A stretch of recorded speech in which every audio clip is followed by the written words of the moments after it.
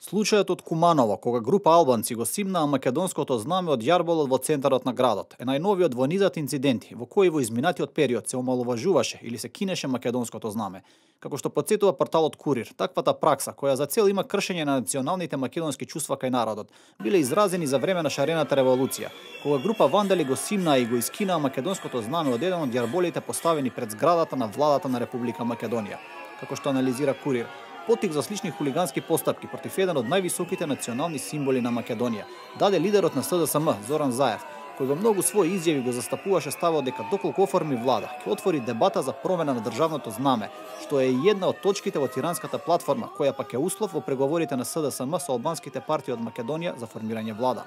Во својот текст од Курир потсетуваат дека Заев и претходно со своите постапки покажал дека воопшто не му пречат оние што на таков начин го омаловажуваат македонското знаме. Такви се, например, навивачите на фудбалскиот клуб Шкендија, кои во 2010 година за време на еден натпревар го симнаа знамето од јарболот на стадионот во Кичево, го фрлија на земја, а на неговото место го истакнаа знамето на Албанија. Таквата постапка, пишува Курир, беше придружена со скандирањето "Збогум вентилатору, добро дојде Орелу". Се тоа, како што пишува Курир, не му пречеше на Заев да биде почасен гостин на Шкендија на нивните меѓународни надпревари и да седи практично заедно со истите тие што го сквернавеа македонското знаме.